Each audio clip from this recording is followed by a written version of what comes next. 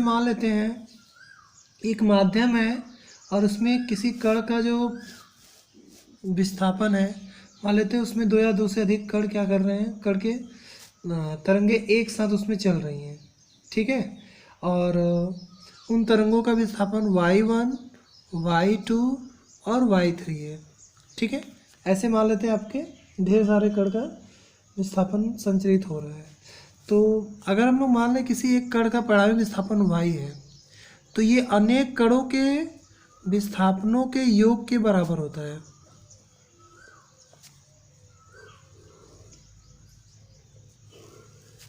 या फिर ऐसे कर सकते हैं, किसी माध्यम में संचरित दो या दो से अधिक कणों के विस्थापनों का जो योग होता है, किसी क्षण एक कण के परिणामी विस्थापन के योग के क्या होता है, बराबर होता है। इसी को हम लोग क्या कहते हैं, तरंगों का अध्यारोपण का सिद्धांत कहते हैं, ठीक है। जैसे जब इनका विस्थापन हम लोग जोड़ेंगे तो एक नई तरंग बनेगी, जिसे हम लोग क्या कहते हैं, परिणामी, इसको परिणामी विस्थापन कहते हैं।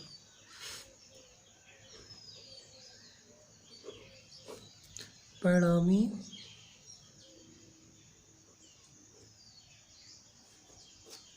विस्थापन, ठीक है। अब आगे आइए कि तरंगों के अध्यारोपण का सिद्धांत सभी प्रकार की तरंगे, जैसे यांत्रिक तरंगे हैं और वैद्युत चुंबकीय तरंगे के लिए समान रूप से सत्य है, ठीक है, बशर्ते कि तरंगों का आयाम बहुत अधिक न हो, ठीक। सेकंड है कि लेजर तरंगों का आयाम बहुत बड़ा होता है, अतः इनके लिए अध्यारोपण का सिद्धांत लागू नहीं होता है। यानी लेजर तरंगों के लिए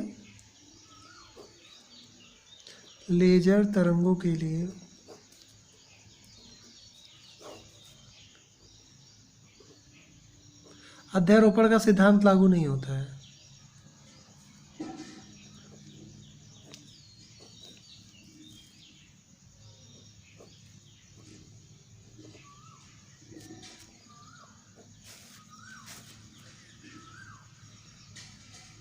लागू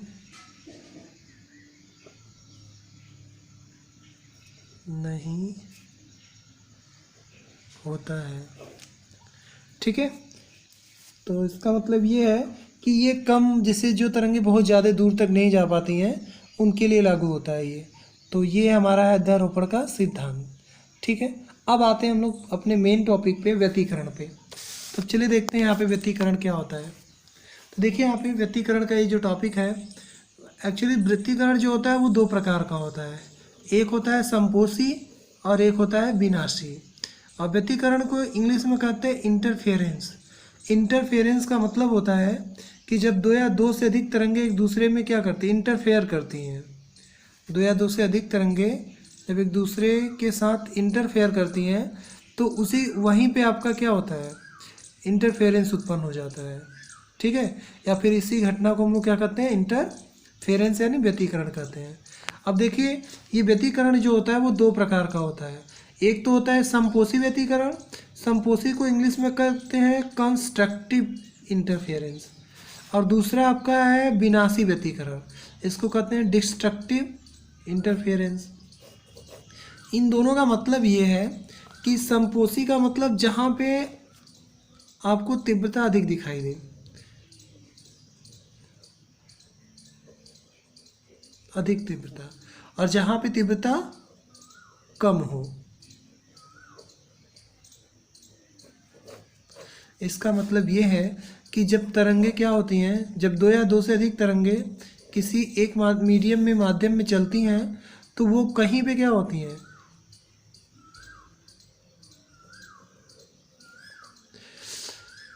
इधर देखिए, कहीं पे उनका आयाम अधिक होता है और कहीं पे उनका आयाम क्या होता है, कम होता है। तो जहाँ पे तीव्रता अधिक होती है वो आपका संपोषी व्यतिकरण होता है, और जहाँ पे तीव्रता क्या होती है, कम होती है, वो उनका क्या कहलाता है, विनाशी व्यतिकरण कहलाता है, ठीक है। तो आई होप आप लोग जान गए कि व्यतिकरण किसे कहते हैं, कि जब दो या दो से अधिक तरंगे, ठीक है, किसी माध्यम में एक साथ क्या करती हैं, चलती हैं, तो कुछ बिंदुओं पर उनकी परिणामी तीव्रता अधिक होती है और कुछ बिंदुओं पर परिणामी तीव्रता न्यूनतम होती है। तो इसी में ये जो घटना होती है या फिर होने वाले इस घटना को हम लोग क्या कहते हैं, व्यतिकरण कहते हैं। ठीक है, तो समपोषी व्यतिकरण का डिफिनीशन क्या देंगे? तो समपोषी व्यतिकरण का डिफिनीशन देंगे हम लोग कि व्यतिकरण की वह घटना जिनमें परिणामी तीव्रता अधिकतम होती है वो समपोषी व्यतिकरण कहलाता है। और विनाशी व्यतिकरण आप समझ ही गए तब कि व्यतिकरण की वह घटना जिसमें कुछ बिंदुओं पर परिणामी तीव्रता न्यूनतम होती है। ठीक है, उसे हम लोग क्या कहते हैं, विनाशी व्यतिकरण कहते हैं। अब आइए नेक्स्ट टॉपिक हम लोग पढ़ते हैं।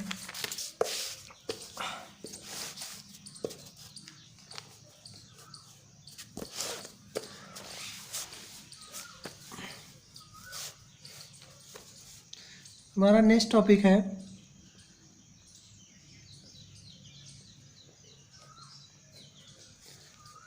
व्यतिकरण में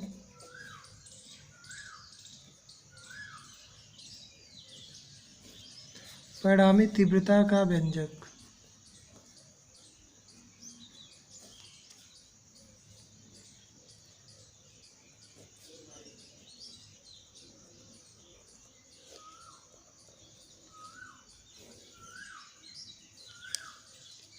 ठीक है, अब हमें क्या निकालना है कि जब दो या दो से अधिक तरंगे किसी माध्यम में या मीडियम में चलती हैं तो उनके परिणामी तीव्रता का व्यंजक क्या होगा।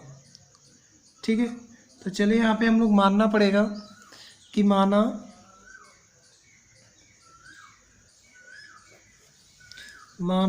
किसी माध्यम में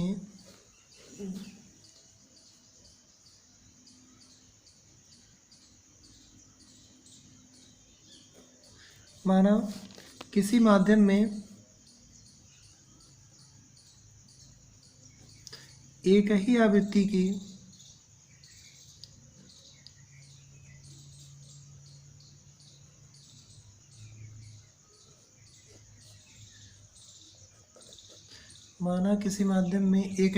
की तो प्रगामी तरंगे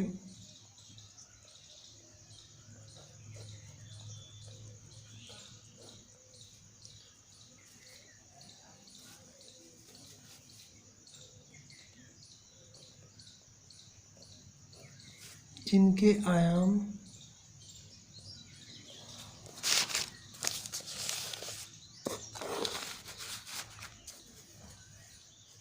A1 और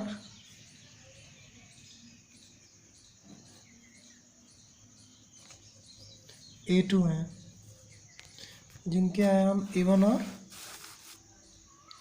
A2 हैं, एक ही दिशा में चल रही हैं।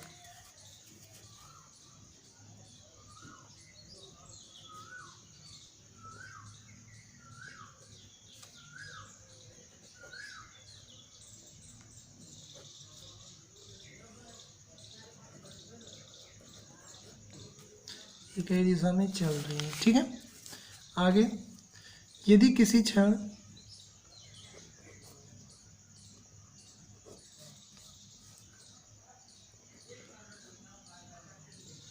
टी पर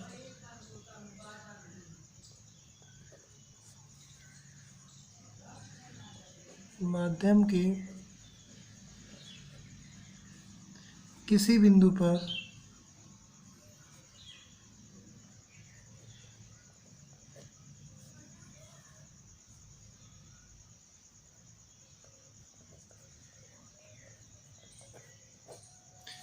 इन तरंगों के कारण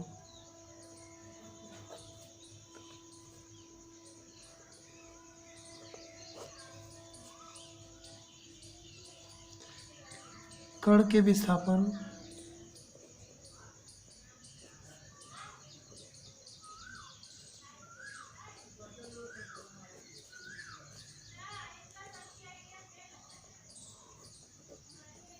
क्रमशः Y1 तथा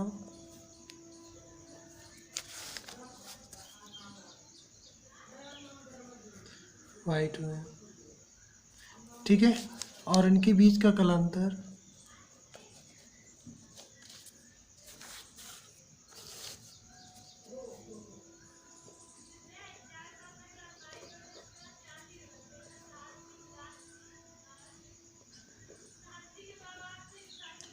बीच का कलांतर फाई है। ठीक है, तो चलिए यहाँ पे पहला इक्वेशन लिखते हैं कि y1 बराबर a1 साइन ओमेगा टी, और दूसरे में फाई का अंतर है, तो y2 बराबर a2 sine omega t plus phi. ये क्वेश्चन नंबर सेकेंड हो गया। ठीक है, तो अब तरंगों के अध्यारोपण का सिद्धांत से यहाँ पे लिखिए अध्यारोपण के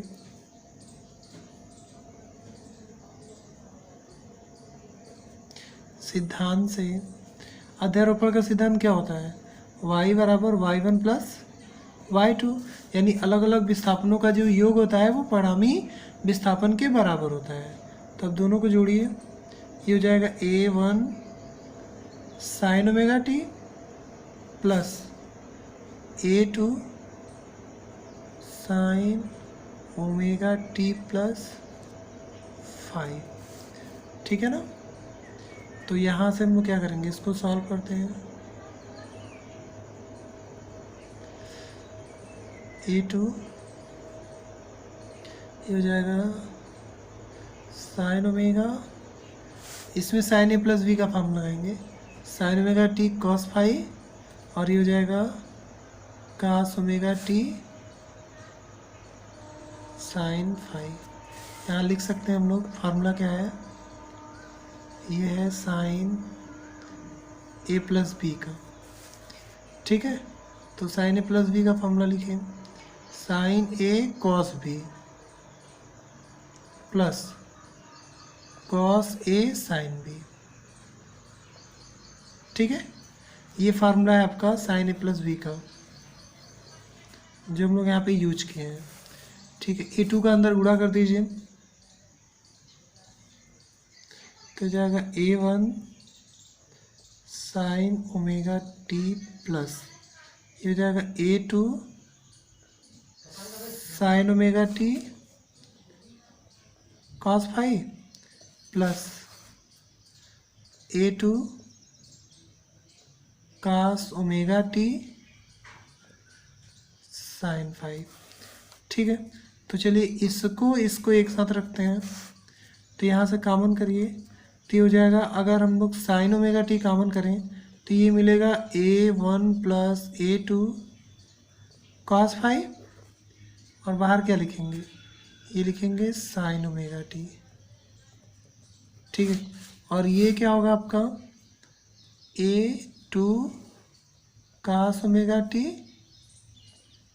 साइन फाई। ठीक है, तो हम लोग इसको पुट करेंगे। चलिए देखते हैं इसका क्या मान रखते हैं हम लोग। तो इसका हम लोग मान रखते हैं, इसको हम लोग पुट कर देते हैं, इसको a1 plus a2 cos phi बराबर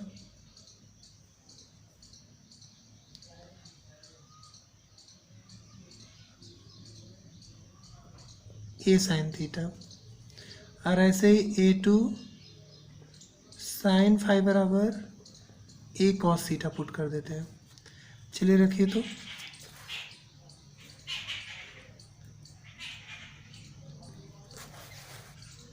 ए कॉस थीटा पुट करिए यहाँ पे,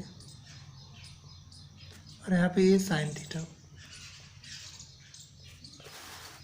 चलिए रखिए, तो ये हो जाएगा आपका साइन ओमेगा टी, ए बाहर कर देते हैं, ये हो जाएगा कॉस थीटा प्लस ये हो जाएगा cos omega t sine theta.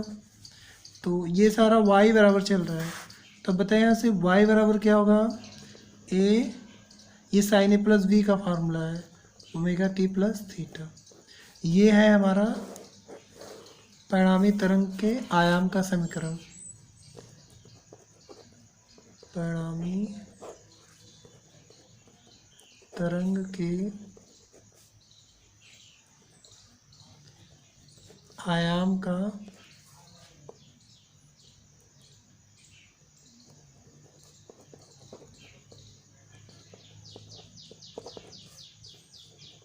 विस्थापन का समीकरण। ठीक है, और कैपिटल ए क्या है आपका? परिणामी आयाम है, कण का परिणामी आयाम। ठीक है, अभी हम लोग को निकालना है आयाम। तो चलिए हम लोग आयाम निकालते हैं। आयाम कैसे निकलेगा? तो जैसा कि हम लोग माने हैं कि a1 plus a2 cos phi equal to क्या? a cos थीटा, और दूसरा माने हैं a2 साइन फाई बराबर a साइन थीटा। ठीक है, दोनों का इक्वेशन नंबर जो भी माने हैं इसको 3 कर लीजिए और इसको 4 कर लीजिए। दोनों को समीकरण का वर्ग करके जोड़ दीजिए। समीकरण 3 और 4 का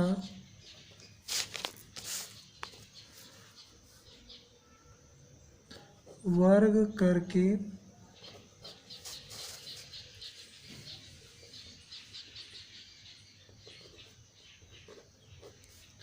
जोड़ने पर, ठीक है, तो चलिए वर्ग करके जोड़ें इनको। तो इधर का पहले इधर का जोड़ लीजिए, तो हो जाएगा a square cos square theta plus a square sine square theta. इधर आ जाइए, चलिए देखिए यहाँ पे इधर का करेंगे तो ये हो जाएगा a1 plus a2 cos phi का whole square plus a2 sine phi का स्क्वायर। ठीक है, इधर देखिए अगर हम वो a स्क्वायर कॉमन कर लें तो ये आपका बचेगा cos square theta plus sine square theta. चलिए इसको भी खोलिए, तो यहाँ पे लिख देते हैं फार्मूला कि a प्लस बी का होल स्क्वायर क्या होगा? प्रथम पद का स्क्वायर, द्वितीय पद का स्क्वायर प्लस क्या? 2ab। ठीक है, और ये जो फार्मूला है सौर समीकरण है कि cos square theta plus sine square theta equal to 1। ठीक है, तो इसको खोल लीजिए पहले। तो ये जब खोलेंगे तो क्या आएगा? a1 का स्क्वायर प्लस a2 का square cos square phi plus दोनों के गुणनफल का दोगे ना तो 2a1 a2 cos phi plus a2 square sine square phi. चलिए इसको और इसको एक साथ जोड़ लीजिए। इधर ये 1 हो गया तो ये आपका आ गया a स्क्वायर बराबर a1 का स्क्वायर प्लस a2 कॉमन कर लीजिए तो ये हो जाएगा आपका cos square phi plus sine square phi. एक चीज़ जान लीजिए कि जब एंगल इक्वल होता है तो उन लोगों का योग भी 1 आता है। 2a1 a2 cos फाई, ये भी 1 हो गया तो आपका आएगा a स्क्वायर बराबर a1 का स्क्वायर a2 का square plus 2a1 a2 cos phi. तो यहाँ से परिणामी आयाम कितना हो जाएगा आपका? ये हो जाएगा a1 का स्क्वायर a2 का square plus 2a1 a2 cos phi. ये आपका परिणामी आयाम। ठीक है, इसको इक्वेशन नंबर 5 कर लेते हैं। इसे परिणामी आयाम कहते हैं हम लोग। ठीक है, तो देख लीजिए परिणामी आयाम का फार्मूला है और इसको इक्वेशन नंबर 5 करिए, इसको 6 करिए। ठीक है, अब हमें परिणामी तीव्रता निकालनी है।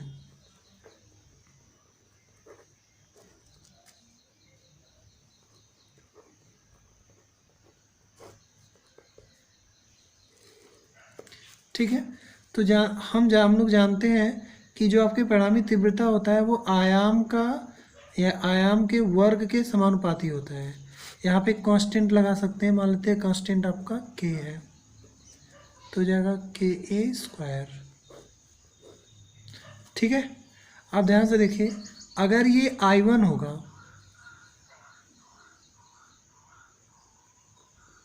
तो ये क्या होगा आपका के A1 का स्क्वायर। अगर ये I2 होगा तो ये क्या होगा आपका के A2 का स्क्वायर। चलिए रखते हैं इसमें, तो समीकरण 5 से यूज करते हैं।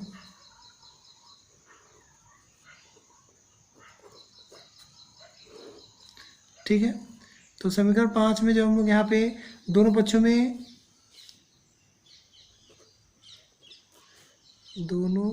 में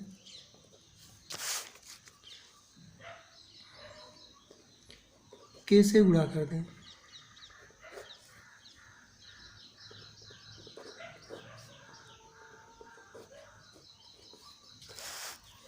ठीक है, दोनों पक्षों में के से गुणा करें तो ये हो जाएगा आपका के आई स्क्वायर के ए स्क्वायर सॉरी, और ये हो जाएगा के A1 का स्क्वायर के A2 का स्क्वायर प्लस 2 के A1 A2 cos 5। ठीक है, अब हम लोग क्या करना है कि ये जो आपका के A1 है वो आपका क्या है I है, और ये क्या है I1 है, और ये क्या आपका I2 है।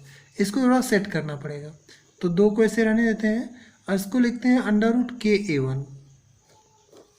ठीक है, और इसको लिखते हैं अंडर रूट के A2, और ये क्या आपका cos 5 है। देखिए ध्यान से, इसको क्या लिखते हैं, इसको क्या लिखेंगे, जब हम लोग इसका अंडर रूट लेंगे तो ये अंडर रूट I2 हो जाएगा और A2 बाहर हो जाएगा, के अंडर रूट में हो जाएगा। तो इसको हम लोग ऐसे लिख सकते हैं कि I बराबर I1 प्लस I2, और ये हो जाएगा 2 अंडर रूट में I1 I2, और ये आपका cos 5। ये है परिणामी, ध्यान से देख लो, ये है परिणामी तीव्रता का समीकरण। ठीक है, तो अब हम लोग को परिणामी तीव्रता का समीकरण मिल गया, तो हम लोग इसके आगे डिस्कस करते हैं। चलिए अब आगे देखते हैं कि आगे क्या है। तो हमने जैसा कि परिणामी तीव्रता का समीकरण निकाल चुके हैं हम लोग, I बराबर क्या I1 plus I2 plus 2 under root में I1 I2 cos 5। ठीक है, तो चलिए एक इम्पोर्टेंट फार्मूला यहाँ पे जान लेते हैं, नोट करके लिख सकते हैं इसको, कि कलांतर और पथांतर में संबंध। तो डेल फाई को कलांतर कहते हैं और डेल एक्स को पथांतर कहते हैं। तो डेल फाई बराबर क्या 2 pi upon lambda into del x. तो अब चलिए हम लोग कंडीशन अप्लाई करते हैं। पहला, जैसा कि हम लोग जानते हैं कि व्यतिकरण दो प्रकार का होता है, तो पहला हमने बताया था समपोषी। ठीक है, समपोषी व्यतिकरण क्या होता है, समपोषी व्यतिकरण देखिए, तो देखिए यहाँ पे ये क्या होता है, समपोषी में तीव्रता अधिक होती है, तो तीव्रता cos फाई का मान अधिकतम कब होगा, जब उसका मान +1 होगा। ठीक है, तो अब इसको समीकरण नंबर उसको हम लोग बना लेते हैं 7। तो समीकरण 7 से देखिए,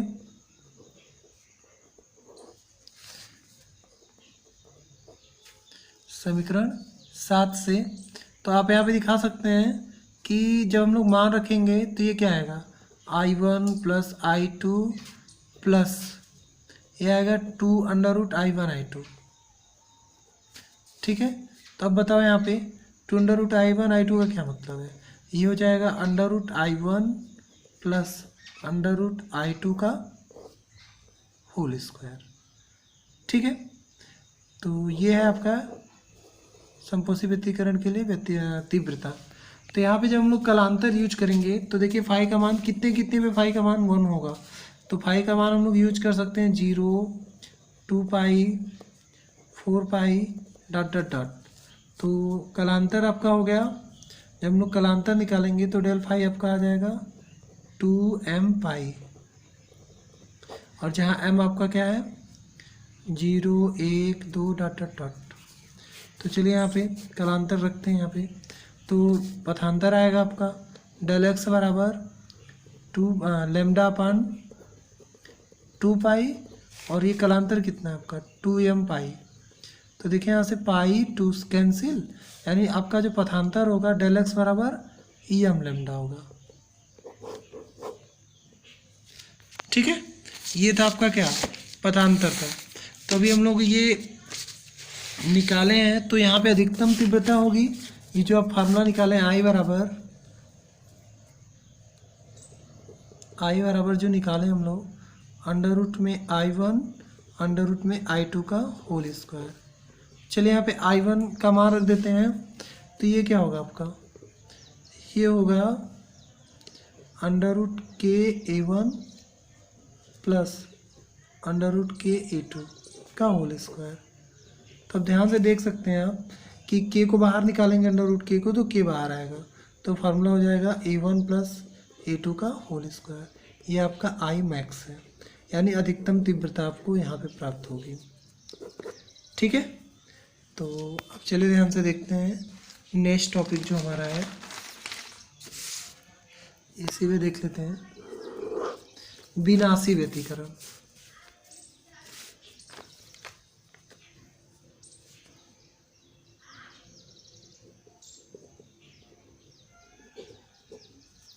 विनाशी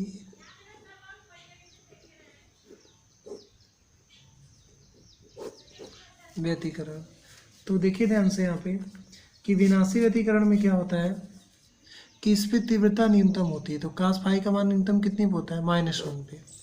ठीक है, तो इसके लिए हम लोग फाई कितना लेंगे पाई, 3 पाई, 5 पाई, यानी इन सभी बिंदुओं पर आपका कलांतर क्या आएगा कास फाई का मान -1 आएगा। तो चलिए यहाँ पे निकाल लेते हैं हम लोग कि तब कलांतर फाई बराबर क्या होगा, जनरल फार्मूला ये आएगा 2m पाई -1, 2m -1 इंटू पाई, और m का मान होगा आपका 1, 2, 3 डॉट डॉट डॉट। ठीक है, तो अब बताओ यहाँ से पथांतर क्या होगा, पथांतर होगा लेमडा अपान 2 pi into 2m -1 into pi, तो पाई से पाई कैंसिल, यानी आपका आएगा पथांतर डेल एक्स बराबर आएगा 2m -1 लेमडा बाई 2। आप यहाँ पे मान रख सकते हैं, तो आप चेक करेंगे तो पथांतर कितना आएगा, यानी इस बिंदुओं पर न्यूनतम तीव्रता होगी। ठीक है, यानी इस पॉइंट पे आप जाएंगे जब पथांतर मतलब इन पथों पे जाएंगे तो आपका उसकी तीव्रता न्यूनतम आपकी होगी। चलिए यहाँ पे फॉर्मूले में रखते हैं इसका मान, तो I बराबर क्या होगा, ये हो जाएगा I1 प्लस I2, ये माइनस हो जाएगा, और ये अंडर रूट में I1 I2 और ये 2, तो ये हो जाएगा आपका I1 अंडर रूट में I1 माइनस अंडर रूट में I2 का होल स्क्वायर। ये I मिनिमम है आपका। तो चलिए यहाँ पे देखते हैं, तो जब इसको रखेंगे हम लोग के A1 का स्क्वायर अंडर रूट में K1 प्लस अंडर रूट में के A2 का होल स्क्वायर, तो के बाहर हो जाएगा, ये A1 प्लस A2 का होल स्क्वायर हो जाएगा। तो ये है आपका आई मिनिमम। ठीक है, तो चलिए हम लोग इसके लिए आई मिनिमम और आई मैक्स निकाल लिए। अब हम लोग आई मिनिमम और आई मैक्स में संबंध निकालेंगे एक। ठीक है, यहाँ देखिए आई मैक्स और आई मिनिमम में संबंध।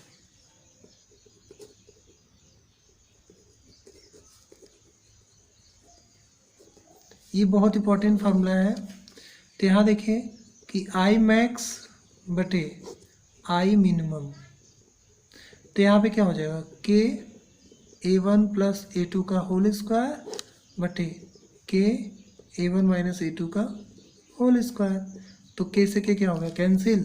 तो आपका आंसर आ गया आई मैक्स बटे आई मिनिमम बराबर A1 प्लस A2 का होल स्क्वायर बटे क्या, A1 माइनस A2 का होल स्क्वायर। ये एक रिलेशन हो गया इनके बीच में, ठीक है। तो आई होप आप लोग को ये रिलेशन समझ में आ गया होगा। देख लीजिए,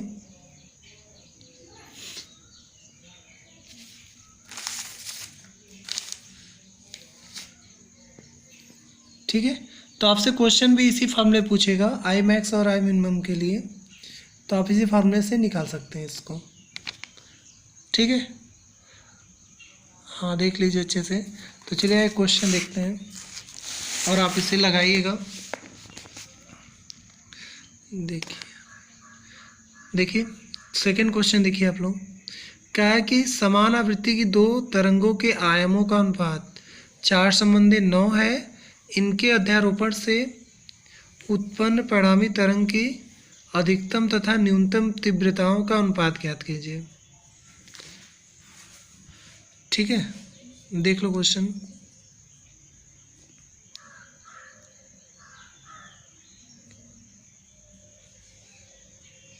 एक एग्जाम्पल आप लोग को बताया पहले। अच्छा देखिए, एक क्वेश्चन दिया हुआ है यहाँ पे कि दो तरंगों के तीव्रताओं का अनुपात 25:16 है। उनके आयामों का अनुपात क्या है यदि दोनों तरंगों के व्यतिकरण करें, यदि दोनों तरंगे व्यतिकरण करें तो महत्तम तथा न्यूनतम तीव्रताओं का अनुपात ज्ञात कीजिए। देखिए 2005 और 2009 में पूछा है। तो देखिए पहले क्या दिया है, दो तरंगों की तीव्रताओं का अनुपात यानी I1 बटे I2 का मान दिया है 25/16, ठीक है। चले यहाँ पे, तो हम लोग जानते हैं कि I जो होता है वो A के समानुपाती होता है। तो I1 बराबर क्या होगा, A1 का स्क्वायर और I2 बटे A2 का स्क्वायर, ये रिलेशन एक है। तो हम लोग क्या करेंगे, I1 I2 का मान रखकर A1 A2 का मान निकाल लेते हैं। तो देखिए जब A1 A2 का मान आएगा तो अंडर रूट लेंगे 25/16 का, तो 5/4 आएगा, यानी A संबंधे A2 का 5 संबंधे 4। तो हमें आई मैक्स और आई मिनिमम निकालना है। तो अभी रिलेशन हम लोग निकालेंगे यही वाला, के से के कैंसिल। तो अगर हम लोग यहाँ से A1 का मान निकालें तो ये 5/4 A2 हो जाएगा। देखिए ध्यान से, A1 का मान रख देते हैं 5/4 A2 प्लस A2 का होल स्क्वायर बटे 5/4 A2 माइनस A2 का होल स्क्वायर। तो जब हम लोग यहाँ से A2 कॉमन करेंगे तो यहाँ से देखिए 4, 5 4 9 ऊपर हो जाएगा और 5/4 4 से 4 एलसीएम कट जाएगा और A2 से A2 कट गया।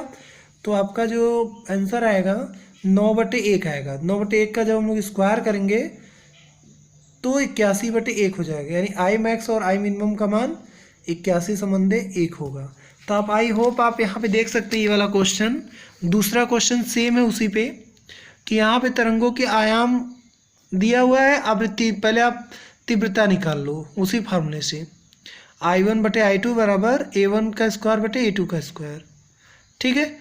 और उसके बाद अधिकतम और न्यूनतम तीव्रताओं का अनुपात आप वहाँ से ज्ञात कर सकते हैं, ठीक है। तो आज हमारा था एक टॉपिक व्यतिकरण। अब इसके नेक्स्ट टॉपिक में हम लोग पढ़ेंगे प्रकाश तरंगों का व्यतिकरण, यानी यंग का द्विक रेखा छिद्र, या कह सकते हैं डबल स्लिट, ठीक है। एक्सपेरिमेंट इसको कहते हैं हम लोग। तो नेक्स्ट टॉपिक में हम लोग इसी बात करेंगे। आज के लिए इतना ही, थैंक्स।